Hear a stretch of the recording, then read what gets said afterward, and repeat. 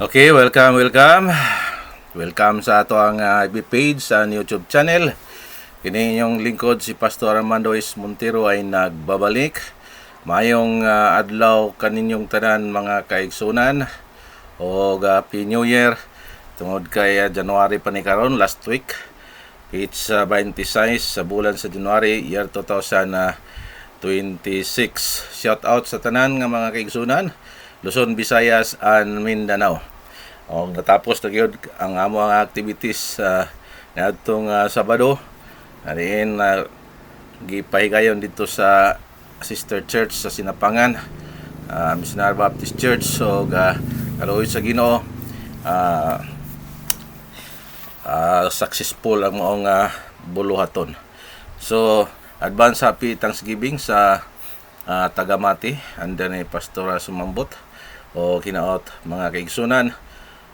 Tunasab nga ipadayon ang ato ang nasugdan nga mga pagtuki o pag-spread out sa pagtulunan sa ato ang Ginoo, especially diha sa pakigsaad sa mga covenanted churches and covenanted pastors o sa uban pa nga maabot nini nga mga karnero nga naapa sa gawas. So ato ang subject karon mga kaigsunan may tungod kini sa palita ang kamatuoran, no? Palita ang kamatuoran apan dili ibaligya. So mao ni ang ato ang subject karon under sa main theme o subject nga the gospel of the kingdom. So mga kaigsunan ato na nga sugdan sa pamalandong sa pulong sa Ginoo o gato kining sugdan dinhi sa Proverbs chapter 23 verse 23 matud pa sa balaan nga kasulatan, palita ang kamatuoran ug ayaw kini pag-ibaligya o ang kaalam o pahamatngon o ang salabutan. Sa English matud pa diri, buy the truth and sell it not, also wisdom and instruction and understanding. Dalaygon ang pulong sa Ginoo, hinaot nga makatrigger kini sa paghatag o kahigayunan gamay nga time mga kaigsunan aron nga mga malandong ta sa mga pagtulunan o doktrina sa tuang Ginoo. Now atong ipadayon mga kaigsunan, unsa may buot pasabot niining palita ang kamatuoran. Okay, kung magisgot kita og knowledge, matud pa sa AI, knowledge is knowing what, wisdom is knowing how, no? O sa English, by the truth. So tulo ka mga punto din ni mga kaigsunan nga din atong tagaan og pagtagad o masabtan nato ni mga kaigsunan in the metaphor nga ato kining tagaan og time mo ibot ipasabot yana, no?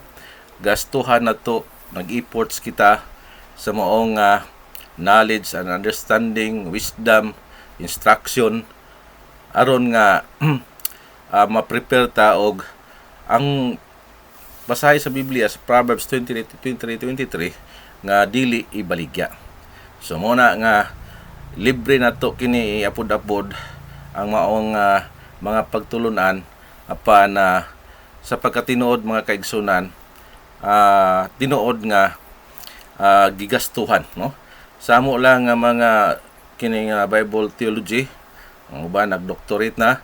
So gigastuhan na og efforts, no? Gigastuhan na og kwarta, gigastuhan og panahon og usa pa nga makabot ang amo ang titulo o sa diin nga amo na kining na-acquire sa Bible School, amo ning giwali gitudlo nga walay bayad. Therefore mga kaigsunan, in like manner sa maong pagtuo nato mga kaigsunan, o nalipay ko kay nag-response mo sa ako ang anang gitawag nga acknowledgement o pagpasalamat nga salamat sa imong pagbiyo, salamat sa imong pag-heart. Pero ang kasagaran ni ana mga kaigsuran, wala day na gibiyo o wala gihuman pagbiyo, no? Igo dayon nag-heart ug igo dayon siya nag-like pero ang tinuod mga kaigsunan, wala niya gastuhi og panahon, wala niya gastuhi og time, o wala pud niya gastuhi kung walay load, no? Kaya ang rason YouTube kinahanglan gyud nga naay load. So higala igsoon, pamalandungi mga kaigsunan, kay ang gisulti sa Proverbs chapter 23:23, palita ang kamatuoran, no? O kining pahimangno, o kining gitawag nga understanding. So ang ayan gyud nimo tagaan og efforts, no? Importansya kabug-aton ang moong mga butang. Tulo lang ni, no? Wisdom, instruction, understanding. So mao na ang ipasabot din ha metaphorically nga paliton, no? So literal, no, gasto gyapon ka og pamasahe, magasto ka og load. So duha na sa law of double reference mga kaigsunan. So kinahanglan gyud nga imuhang loadan imong cellphone, imuhang gastuhan aron nga makuha nimo, mabyo nimo tanan og magets nimo kung unsa ang mga pagtulun-an naa diri sa Biblia, ngayon dili pa nimo kaayo kabisado og dili pa kayo nimo na master. So ang among kining duty, ang responsibility nga mga preacher, so we report and you decide. So ana lang. Pero kung imo ni siyang ididma, imo kining i-scroll, so wala ka nag-expend og efforts. So ang command sa Bible sa Proverbs chapter 23 verse 23 nga palita ang kamatuoran, ang wisdom, instruction, understanding, wala nimo kini gihimo. Mo na nga wala kay sufficient nga wisdom, no? Wala kay stock knowledge and wisdom and understanding or knowledge o mga instruction nga diin imong gikinahanglan ibabaw niini nga kalibutan. Tungod kay ang Bible, ang pinakasimple nga meaning sa Bible is basic instruction before living on this earth. Dili man kita magdugay niining masalanon o mahugaw nga kalibutan, no? Ang ato lang siguroon nga sa di pa ta mo taliwan din kinahanglan nga imong nabatunan ang mga basic, no, nga mga instruction, no, aron nga makabalota kung unsa ang future sa ato ang kinabuhi. So kini instruction na 2 Timothy chapter 3 verse 16 nga all scripture is given by inspiration of God and it is profitable for doctrine, for reproof, for instruction. So mo na buot ipasabot niya na mga kaigsunan. Meaning tagaig panahon ang pulong sa Ginoo, no? Tagaig panahon ang pulong sa Ginoo, gastuhi ang pulong sa Ginoo. Kung wala kay load, lodi imong cellphone, o kung wala kay connection, pangitaig pamaagi, at least nga nag-efforts ka. O kanang pagsabot, no? Kaning understanding. Tungod kay walay laing mag-feed out sa mga karniro sa ato ang Ginoo o mga katawhan sa Dios, mao lamang ang pastor, no? Sa Jeremiah chapter 3 verse 15 nga, I will give you pastors according to mine hearts and he shall feed you with knowledge and understanding. So paano nimo masabtan ang maong instruction og mga kanang gitawag nga pagpanabot o kaalam sa Ginoo kung dili nimo pamation o dili nimo atinan o dili pud nimo tagaag panahon ang mga pagtulunan o doktrina nga diin daghan ang pamaagi sa pagpaabot sa tao sa pagsimba o Sunday school o either Bible study or diha sa social media.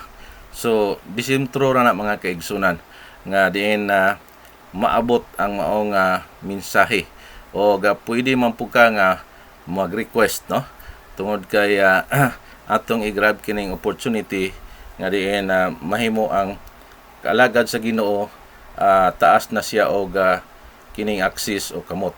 So muna mga kaigsunan, dinilang kutob ang ato ang pagpamalandong sa pulong sa Ginoo at atong balikan ang proverbio, palita ang kamatuoran o ayaw kini pag-ibaligya o ang kaalam og pahamatkon og ang salabutan, no? Mao na atong makita dinhi sa Proverbs chapter 23 verse 23. Hinaot nga do na mo na kuha nga gamay nga lesson sa tuang pag mamalandong sa pulong sa Ginoo. Huwag kalimot sa pag-subscribe. Kung wala pa ka naka-subscribe, pinduta ang Arm Mary 67 o sa FB page, imuha kining i-like and i-share aron sa ingon ni ana makatabang ka o mapalapnag ang maong pagtulunan sa atong Ginoo o sa diin niya na madali na ang pagbalik sa ato ang Ginoo. O kung aduna kay gibati o aduna kay kasing-kasing sa pag tabang sa pag alalay o backup sa atong programa, kung gihikap man imong balatian, so pwede ka nga makig-ambit, no? Pwede ka nga mag-share sa imong pinansyal nga bahin na ako'y GCash 0939-1633-428. O kung imo ning mahimo nga nakatampo ka, sumo nang gitawag nga divide the efforts and multiply the effect. So matawagan lang ni sa mga karniro sa Ginoo, mga covenanted churches and covenanted deacons, covenanted pastors. Walay labot ang outside niini. Pero kung muhatag po ang outside, so why not? Dili po nato sila pugnan kung sila mag-extend og efforts. So kung mag-extend og efforts ang mga naas tagagawas, so dako na kay nang insulto sa tagasulod. Sama sa ako ang gi-preach dito sa Sinapangan sa maong fellowship nga wala na katawhan o ang Israel wala na nagtuman sa ilahang obligasyon o ang alagad sa atong Ginoo nitago na o wala na nag-back up financially o ang uwak lang mo ay gigamit sa Ginoo. Ang uwak mo ay naghatod og pagkaon sa kang Elijah, alagad sa Ginoo nga din dito nitago sa langob. So ang uwak, that is a typology sa mga unbelievers. So usahay ma-experiencehan na sa mga alagad sa Ginoo nga rin gamiton usab ang mga unbelievers pag tagbo sa imuhang gikinahanglan tungod kay daghan kayong mga pamaagi ang atong Ginoo. Una nga sa kamatuoran mga kaigsunan, tagaay kabugaton, tagaay og panahon og at least imong gipakita ang imong pong efforts nga sa pag paninguha alang sa pag-acquire sa maong kamatuoran. So bye-bye na gyud mga kaigsunan. Bye-bye for now. Hanggang sa muli kita-kits tayo. Kini inyong ubos nga linggo, imong ubos nga alagad, Pastor Armando Montero. Manamilit kaninyo. God bless your heart.